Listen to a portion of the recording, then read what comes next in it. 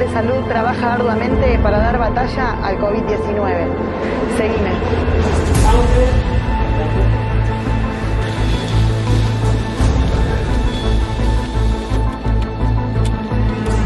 Me sumo a la esperanza de un nuevo amanecer. Me cargo la patria al hombro también. Y haciendo mío a los hijos de los demás. Mi sentimiento criollo no se echará a perder. Hoy en Estación Tribunales vamos a estar junto al doctor Sergio Omar Rodríguez presentando primero que nada su libro sobre la demanda laboral, donde él presenta un montón de cuestiones prácticas, empezando por la entrevista con el cliente, lo cual es una herramienta fundamental para todo colega que inicia el ejercicio profesional y en especial la práctica sobre el derecho laboral. Y también vamos a analizar el contexto laboral actual, ¿sí? Y cómo se viene desarrollando toda la actividad de nuestros colegas en materia de derecho laboral. Bienvenidos a Estación Tribunales. Mi sentimiento criollo no se echará a perder. Bienvenidos a un nuevo programa de Estación Tribunales. Hoy tenemos como invitado a Sergio Rodríguez, un colega laboralista que quise invitarlo porque hay mucha gente que escribe libros, pero poca gente que escribe libros como este, que sirven para el que está iniciando el ejercicio profesional para poder realmente desarrollar. Uno asiste a veces a charlas, compra libros y demás con el afán de mejorar como profesional y muchas veces no encuentra las respuestas que necesita para el ejercicio de la profesión. Por eso me parece importante que charlemos hoy con Sergio sobre su libro La demanda laboral y sobre una nueva perspectiva donde justamente a lo que apunta especialmente Ediciones D&D, que es una editorial, digamos, innovadora, que apuntan justamente a la práctica profesional y a revelar los secretos que muchas veces vemos en aquellos colegas que son exitosos y nunca se sabe cómo lo lograron. Bienvenido, Sergio, ¿cómo estás? No, gracias Juan Pablo por la invitación, gracias a todos los televidentes por compartir este momento contigo. Sí, Juan Pablo, es un libro muy práctico. Es tan práctico que casi muchas veces me atrevo a dudar de si le tendría que haber puesto más doctrina de toda la que ya tiene y jurisprudencia de excelencia de la que tiene. Pero sí, apunta a una perspectiva práctica, apunta no solo a los abogados que recién empiezan la profesión, sino también a aquellos abogados que, consagrados en otra área, quieren empezar a tener sus primeras armas en el derecho del trabajo. Esto, mirá, me parece fundamental, si lo pueden enfocar un segundito. Habla de la entrevista con el cliente, ¿sí? Muchas veces vemos libros que le dedican, si se quiere, tiempo justamente a la jurisprudencia, a la doctrina. Está claro, es importante invocar jurisprudencia que sirva para defender nuestra posición, pero es también muy importante hacer una buena entrevista con el cliente para saber exactamente dónde estamos parados y cuáles son las mejores herramientas que tenemos, llegado el caso, para defender ese caso que tenemos en nuestras manos, ¿no? Mira, Juan Pablo, la realidad de por qué uno empieza por la entrevista es lo que yo reitero en muchas charlas que suelo dar a colegas. Tiene que ver con que el juicio, ¿cuándo empieza? ¿Cuando interpongo la demanda? No, señor. El juicio empieza cuando el cliente, en este caso el justiciable, golpea la puerta del estudio jurídico y te dice: tengo esta situación. Porque es el análisis pasivo, interno, que uno hace a través de esa entrevista y cómo tiene que llevar esa entrevista, donde va a haber casuística o no casuística. Es decir, que en el relato de los hechos que haga ese justiciable haya una norma aplicable y haya alguna pretensión con justo derecho que nosotros podamos pretender tutelar a través de los magistrados, porque si no sería como la ley de la selva, cada uno iría a arreglar los conflictos de forma autónoma y no se podría solucionar. Por eso uno parte de la entrevista. porque en el modo que tomamos la entrevista, en el tiempo que le dedicamos a esa entrevista y en los datos que vamos a tomar, tanto para la ficha personal de ese cliente, para no estar llamándolo después en todas las instancias que tenés en el conflicto laboral, como en la ficha técnica que vos vas a cargar con los datos que realmente necesitas, con la prueba que le tenés que solicitar a ese cliente, con todas las cosas que tenés que trabajar en ese primer contacto, es donde vos empezás a mover el primer peón de esa partida de ajedrez que es un conflicto laboral. Me parece muy bien. Y aparte, bueno, tenés modelos de intercambio epistolar, vi que hay hasta modelos de poder, ¿sí? Tanto para ejercer en capital como en provincia de Buenos Aires, como para que, digo, justamente me parece esto tan importante, aquellos que inician la profesión, que siempre le tienen por ahí un poco de miedo a la audiencia, a ver si están haciendo bien las cosas, si completaron bien los formularios y demás, acá está todo. Sí, está todo, aparte por el pudor que uno mismo tenía cuando una pregunta que para uno es muy básica, no querer hacérsela al colega por quedar mal, o perder el miedo con el cliente, porque uno parte de la inseguridad de que sale de una universidad y ya el cliente sabe que uno sabe todo, y quizás el carácter, el abogado lo va formando a lo largo del tiempo, el reconocerse a uno mismo, como diciendo, bueno, sí, me especializo en un área, pero quizás alguna cosa no sé y tenga que decirle al cliente, déjame que esto te lo averiguo. Déjame que esto te lo averiguo para un abogado que recién empieza puede ser letal. Sí, claro. Claro, imagínate que yo me lo tomo tan en serio que puede incluso hasta poner en duda si ese abogado quiere continuar la profesión. Imagínate, hay un montón de abogados que se reciben, pero son muy pocos los que ejercen en el día a día. ¿A vos te pasa? Sí, claro, mira, ya así rápidamente yo te puedo decir que en Capital hay cerca de 85.000 matriculados y, digamos, transitando realmente en la zona de tribunales, digo, más allá de quienes tengan empleados, pero no debe haber más de 15, 20.000 que de verdad están. El resto... Y eso ayuda un montón para motivar, porque a mí me pasa que doy charlas a los jóvenes, que también con el libro intento llegar a los estudiantes que se están recibiendo, porque yo siempre le digo a los estudiantes, ustedes muchachos tienen una responsabilidad social muy importante, ustedes son abogados de las materias que no rinden nunca más. Entonces ya tiene que haber una especie de sincretismo entre el profesional que empieza a ejercer con el profesional que va a ser. Entonces, de alguna manera, lo que yo estoy tratando de animar a las generaciones que vienen es que si hay un momento para empezar a ejercer y para empezar a motivarse, es porque si vos ves, te dicen, no, pero mira, juran, vas a las juras de las universidades y hay un montón de personas que juran, vas a las matriculaciones, pero después eso no se representa en la gente que se dedica exclusivamente al derecho. Entonces, sí, claro, es también para motivar a los jóvenes y que vean que también estamos...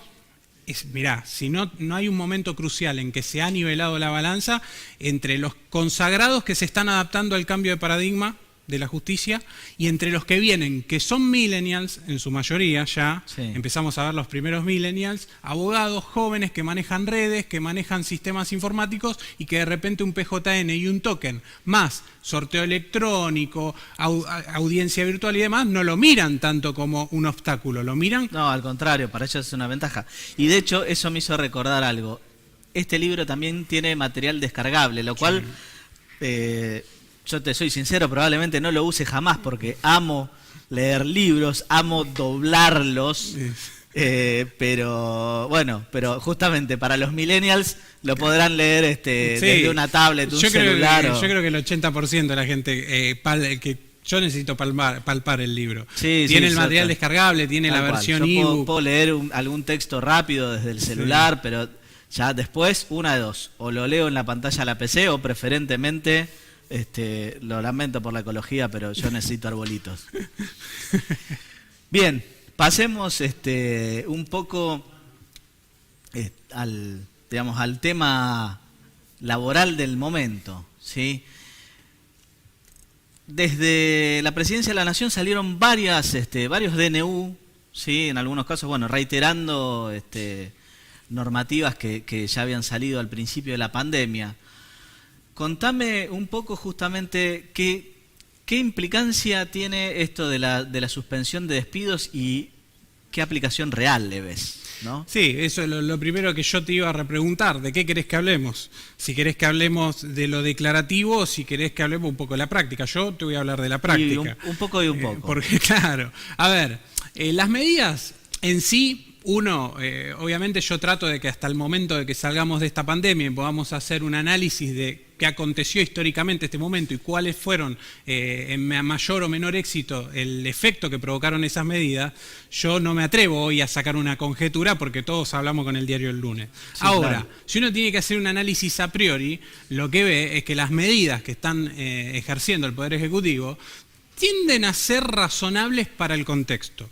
El problema del contexto es que cuando vos extendés ese contexto, es decir, si vos a priori tomaste medidas de emergencia porque no sabías de qué se trataba la enfermedad, pero no porque no lo sabía el Poder Ejecutivo de la República Argentina. No lo sabía nadie en todo el planeta. No lo sabía nadie en todo el planeta. Entonces, pero si pasamos 6, 7 meses y todavía no estamos a la altura de lo que... Porque imagínate que se nos cerró la justicia. Sí. Vos bien sabés que desde la acordada 4 del 20 tuvimos que hacer malabares para poder defender los derechos tutelados de justiciables que responden a un poder de la pata tripartita de una república, que es el Poder Judicial, que quizás tuvo menos reacción que el Poder Legislativo, que automáticamente se... Sí, fue el único que, a pesar, digo, porque yo recuerdo que demoraron un mes en reglamentar la tramitación digital de los expedientes.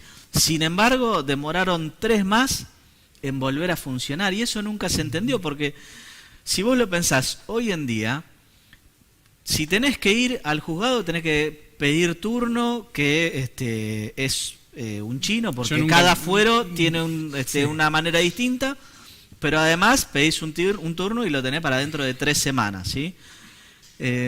Con lo cual, la concurrencia hoy es recontra mínima a tribunales y se hace la gran mayoría del trabajo justamente de manera remota.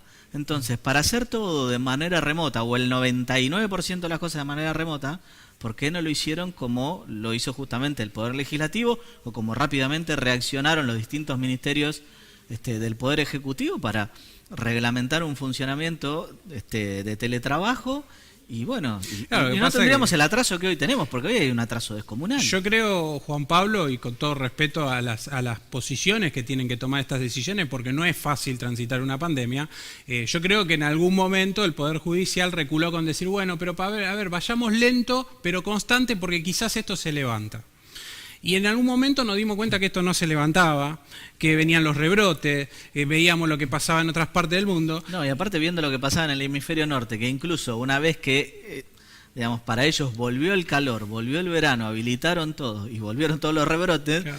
Entonces, bueno, que haga frío, que haga calor, la verdad es que no influye demasiado a los efectos del contagio. Sí, no, si no tomás los requerimientos, porque también hay que ver, viste, cada país y su idiosincrasia, viste, hay que ver cómo salieron a ese nuevo contacto con la nueva estación. Quizás no tuvieron la prevención y el trabajo que sí tuvimos en la República Argentina de concientizar. Nosotros tuvimos una muy buena base de concientización. Pero ¿qué pasa? Para volver a la pregunta que vos me habías hecho, nosotros tuvimos una salida de regulación del derecho de fondo que tiene que ver con, ni más ni menos, el decreto 34 del 19 que ya lo veníamos arrastrando de... Aclaremos, eso era la doble indemnización. La doble indemnización, que vino, yo llamo como que fue el fusil que evitó los despidos masivos en la República Argentina. ¿Por qué? Nosotros veníamos de un cambio de gobierno del mes de diciembre del 2019. De ese cambio de gobierno, el gobierno dice, para la pelota, lo explico práctico como para que se entienda, pero no me quiero ahogar. Sí, porque no son todos abogados los que... Claro, por eso. El gobierno que dice, paro la pelota, te paro la pelota, digo, señores, ustedes, hasta que yo acomode todas las variables macroeconómicas, microeconómicas, empiece a trabajar en el presupuesto, etcétera, etcétera, me dan 6 meses y el que quiera despedir... Sí, porque el empleador en la República Argentina tiene que responder a una estabilidad impropia relativa. ¿Esto qué quiere decir? Puede despedir, es ilícito despedir, pero tiene que indemnizar. Bueno, esa indemnización la pagan al doble. Ilícito en términos del derecho laboral. Sí, en términos del derecho laboral. Algunos dicen que es un daño lícito, otros dicen que es un daño ilícito, ¿no? Pero para poner contenta a la mayoría voy a decir que es ilícito. Entonces, ¿a qué voy con esto, Juan Pablo? Esto no era por la pandemia. Bajo ningún contexto, fue de origen político ese decreto. ¿Pero sí, qué pasó? Al tenerlo vigente, esa semanita, 2 semanitas que si te acordás que hubo un despido masivo de una gran empresa que retumbó en todos los medios y demás, que actuó con la conciencia internacional, como actuaron todas las empresas a nivel internacional. No es que es más mala, menos mala, no, actuó como actuaron todos los CEOs de otros países que vieron esta pandemia, que se sientan en una mesa operativa, analizan las circunstancias y dicen, no, muchacho, me sale actuarialmente más... Plantearon una reducción de gastos, claro. Y lo primero que hicieron fue cortar. El Poder Ejecutivo tuvo más tiempo, porque acá en la Argentina dijeron, no, pero pará, si yo tengo que salir a despedir de esa manera, tengo que indemnizar al doble. No, vamos a esperar a ver cómo camina esto. Y en el vamos a esperar cómo camina esto, cae la prohibición de despedir. ¿Por qué? Bien. Por los despidos que ya se venían dando por goteo o por los anticipados que la vieron venir y dijeron, prefiero pagar un despido con la doble. ¿Sí? Y ahora, una de las cosas que yo vi que sucedió bastante era justamente, como no podían despedir, no despedían, ¿sí? Pero la forma que buscaban de eludir la prohibición y la doble indemnización era, dejaban de cumplir con el pago de salarios, entonces era el propio trabajador el que se consideraba despedido en un despido indirecto, intimando a su empleador, y bueno, y de esa manera yo creo que es donde le encontraron la vuelta para despedir lo mismo. Claro, Juan Pablo, porque vos te pones en la piel del empleador que tiene que tomar una decisión límite, ¿no? ¿Por qué viene la prohibición de despedir? Porque viene el decreto 329, que yo me acuerdo cuando lo recibí pasmado, porque digo, si los laboralistas sabemos que si querés proteger la estabilidad, redundar o potenciar la estabilidad con este tipo de medidas, en el corto plazo son efectivas, pero en el largo plazo cuesta salir. Entonces, cuando yo vi la prohibición de despedir, dije, ay, ¿qué va a pasar acá? No, lo que pasó es que el Estado tenía el 332 en el cajón, que salió a los 2 días, si no me equivoco, que fue el programa ATP. Sí. Pero ese programa ATP al principio trastabilló un poquito, porque imagínate que en la República Argentina, vos sabés bien que gran parte del empleo es informal.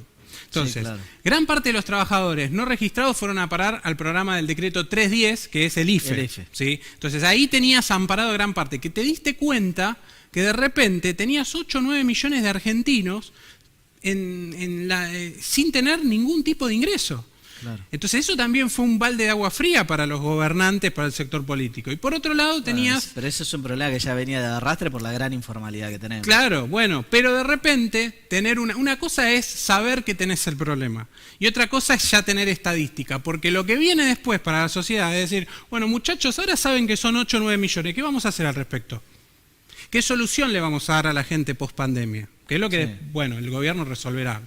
Pero volviendo a lo técnico. La receta más simple en realidad sería buscar incentivos, como lo supo hacer en algún momento la provincia de San Luis, donde justamente vas beneficiando y dando muchas facilidades para empezar a registrar a la gente y claro, pero manera. A ver, imagínate que hoy... Los incentivos básicamente son exenciones impositivas, ¿no? Claro, no hay mucha más. Pero el gran problema de la República Argentina, y más en materia impositiva, es la seguridad jurídica. Que no es un problema de este gobierno, ni del anterior. Es un problema endémico de la República Argentina. Porque a mí me criaron diciendo, bueno, cada 10 años, pibe, vos querés saber de la vida, bueno, dólar y cada 10 años se viene el desbande. ¿Pero por qué? Porque eso, en el fondo, es inseguridad sobre la soberanía monetaria, sobre las decisiones que toman los políticos a la hora de resolver temas. Si yo te digo, Juan Pablo, mirá, hoy me faltan 5 para el peso, ¿sabés qué? Necesito subirte un poquito, hacerte un poquito la presión impositiva. Porque soy un gobierno que apunto al no tener déficit fiscal o porque quiero de alguna manera tener una mayor retribución. No importa acá la posición, lo que importa es que siempre lo que la gente ve es que aumenta la presión impositiva y que no se soluciona el problema de fondo. Entonces, en materia de empleo es muy delicado, Juan Pablo, porque yo siempre digo, nuestro sistema, gracias a Dios, es protectorio. Pero es protectorio dentro de un marco capitalista. Y en el marco capitalista los medios de producción por lo general o son del Estado o son de un privado. Y el privado al que vos le dijiste en la práctica no podés despedir, vos fíjate, vos mismo lo dijiste, le encontraron la vuelta. Siempre se le encuentra la vuelta. Esa es la realidad. Claro, pero ahí tenés otro síntoma, yo le digo a la gente. Cuando hay gente que le encuentra la vuelta a las cosas, lo que vos tenés que ver es qué es más factible o qué es más económico para una persona. Si incumplir la norma o, de alguna manera, ¿quién quiere ponerse en contra de la norma? Yo quiero dormir tranquilo. Ahora, si vos ves que la sociedad argentina está tratando de evadir las normas, quiere decir que le es más redituable evadir la norma que cumplirla. Sí. Y ese déficit no lo vas a poder solucionar, y menos en una pandemia. Por eso te digo, es muy complicado prohibir los despidos. Porque la gente está generando el distracto. Nuestra norma, para la gente que no entiende, el trabajador en la República Argentina se puede considerar despedido si hay injuria grave.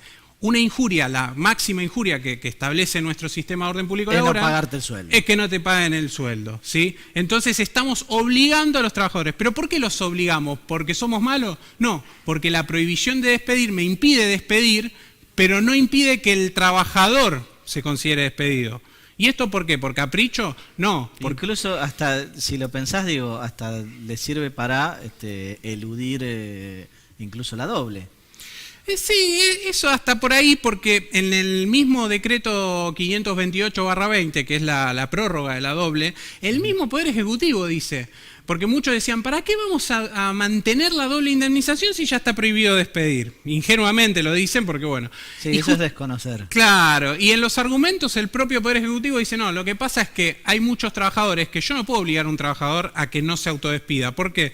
Porque si el empleador, que es la parte sólida del contrato de trabajo, empieza a ejercer moving, que es maltrato laboral, porque está enojado, porque la está pasando mal, porque realmente se está fundiendo, imagínate en las pymes, que es el 80% del trabajo en la República Argentina. Don Carlos, doña Juana, que van, que no saben qué va a ser su futuro, ¿con quién se la van a agarrar? Sí, con los empleados. ¿Por qué el empleado, si hay algo que protege la Constitución Nacional, es la dignidad del trabajador? Entonces, ese trabajador que se ve asediado por ese maltrato se considera despedido y a otra cosa. En ese considerarse despedido y a otra cosa hay una penalidad. Porque si no le estás allanando el camino a los empleadores. Sí, la penalidad es, el trabajador se considera despedido en los términos del 246 de la LCT, pero se hace acreedor del decreto 528 o el 3419 según corresponda. Porque no todos entran en eso. Porque, por ejemplo, los contratados de modo posterior a diciembre no están en esa doble. Exacto. Lo mismo ahora, mucho cuidado con la prohibición de despedir. El decreto 624/20 establece atenuaciones. Por ejemplo, el sector público nacional, afuera. Y los que son contratados en adelante, no los que fueron contratados después del 329, que fue el primero, sino en marzo más o menos, sino los que fueron contratados en agosto en adelante, desde el 624 en adelante, esos ya no están amparados por la prohibición de despedir. Es lo que yo en las doctrinas que yo escribo, que está en el SAIC, esa doctrina, hablo del proceso de atenuación de la estabilidad propia absoluta temporal. Es decir, el trabajador es dueño de su puesto de trabajo hasta que la norma diga lo contrario. Bien. Háblame un poquito del tema de la suspensión concertada. Porque una de las cuestiones que más se plantean es la siguiente. Por lo menos yo la consulta que más vi es esta. En teoría, la suspensión concertada se da justamente en un acuerdo entre empleador y trabajador para que se produzca una reducción salarial a efectos de mantener la fuente de trabajo, básicamente en un momento como este, donde hay una gran reducción del trabajo y de los ingresos del empleador. Ahora, lo que está sucediendo muchas veces en la práctica es que esa suspensión se produce solamente, digamos, por voluntad del empleador, sin que haya realmente un acuerdo con el trabajador. ¿Qué es lo que, primero, qué es lo que pueden hacer, ¿no?, ante esta situación? Y una pregunta fundamental, si acuerda, que es una de las preguntas más comunes que veo, si se acuerda con el gremio, esto lo tienen que aceptar los trabajadores, ¿sí? Digo, ahí ya no hace falta un acuerdo privado, pero bueno, vos sos el especialista. Mirá, yo vengo mañana con un problema de fondo, que acá se juega mucho si hay riesgo empresario o no hay riesgo empresario, ¿no? Obviamente, ¿qué van a decir los sectores empleadores? Que una pandemia, con justa razón, no es parte del riesgo empresario. Si hay un momento en el cual sería lógico pensar en un caso fortuito, es este. Pero a eso el Estado le responde con, no, yo te prohibí los despidos justamente porque estamos tutelando hoy una doctrina humanista, que no la inventó el gobierno, la inventa la propia Corte a partir de los fallos Aquino y demás, donde dice, miren, vamos a fallar siempre a partir de tutelar el principio protector. Es decir, ese principio está consagrado en la LCT, además, operativamente, el máximo tribunal le da rienda libre a los juzgados nacionales, a nivel nacional y provincial, de que lo ejerzan. Ahora, suspensión concertada, Juan Pablo, si vos me lo tirás simple, yo hoy vengo y te digo, mira, tengo el 223 bis del LST, a partir de mañana viste que estamos en crisis. Sí. Entonces, 30% menos porque no te lo puedo pagar. No gestioné el ATP, no lo vi y lo aplico. Eso es inaplicable. ¿Sí? Para tocar afectar la intangibilidad del salario de la remuneración de un trabajador, vos tenés que, ese 223 bis tiene que ser tu última herramienta. ¿Por qué te lo digo? Porque si vos estás asesorando a un empleador y el empleador empieza por el 223 bis, como muchos han hecho, como por ejemplo ha hecho una gran cadena, sin nombrar, no la voy a nombrar, una gran cadena rentable a nivel internacional de comidas rápidas, aplicó el 223 bis, dijo, tengo la venia del sindicato, lo aplico para todos mis trabajadores. No, pero pará, ¿cómo es tu situación? Vos no podés afrontar, vos tenés el ATP. Entonces, primero ver los casos en concreto, es decir, para llegar a una suspensión concertada en el contexto actual y con las normas actuales, mínimamente tenés que tener tramitado el ATP. Y del 50%, no tener ahorros, ¿sí? No tener reservas, es decir, que en tus estados contables se note que no tenés reservas, para que lo entienda la gente. Y agotada esa instancia, también tenés los créditos, en teoría. Por lo menos venime con un rechazo de un crédito de esto de tasa 24, tasa 0, que no son un regalo. Estos créditos se van a pagar con hiperinflación. Pero, a ver, por lo menos venime con un rechazo de que sacaste un crédito antes de tocarle el salario. Porque vos imaginate que hoy los empleadores, la mayoría, los que están con el ATP, tienen que cubrir solo el 50%. De ese 50% están tratando de bajar el 30% para que les quede una deuda acumulada de un 25%, porque el 50% lo pone el Estado. Entonces, puede pasar que haya algún empleador que necesite el 223 bis porque le rechazaron el ATP. Hay que evaluar cada caso en concreto. Pero hay un problema acá, Juan Pablo. ¿Qué dice la ley en el 223 bis? Suspensión concertada, y ahí viene el problema.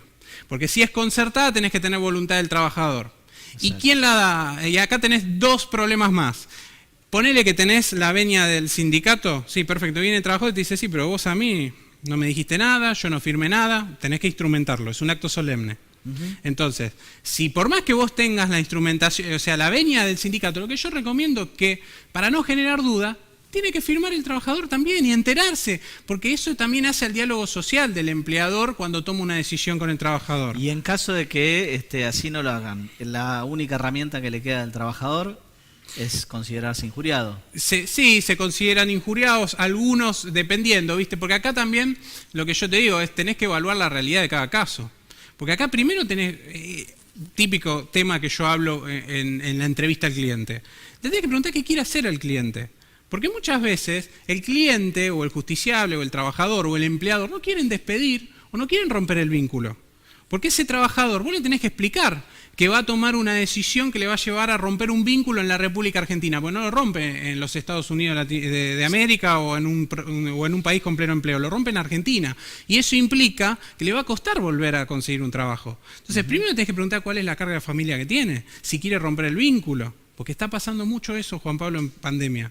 Trabajadores que se ven con las manos atadas, porque dicen, no me están pagando la remuneración, pero por otro lado no me puedo quedar sin mi fuente de laburo.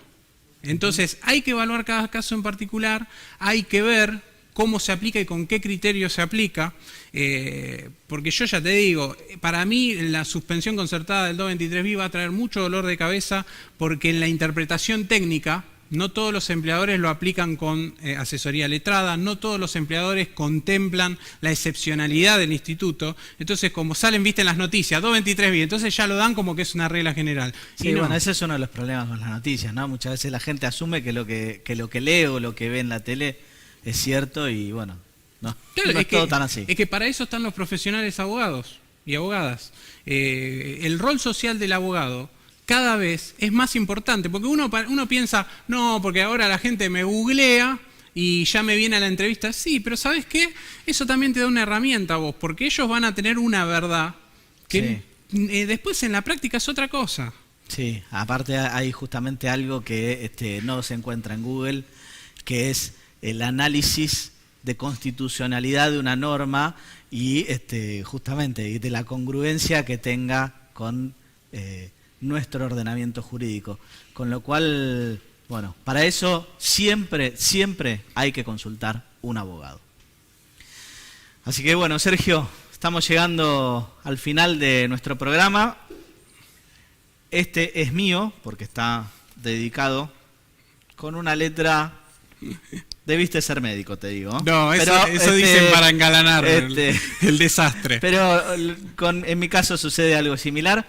Así que, bueno, muchísimas gracias por estar acá. Y vamos a estar haciendo un sorteo, ¿no? También por redes sociales de tu libro. Sí, vamos a estar haciendo un sorteo, así que estén atentos a tus redes, a las mías, que le vamos a estar dando difusión. Muy bien. Muchísimas gracias por venir. No, gracias a vos por invitarme. Me sumo a la esperanza de un nuevo amanecer. Me cargo la patria al hombro también, y haciendo mío a los hijos de los demás. Mi sentimiento criollo no se echará a perder. Somos Canal 22.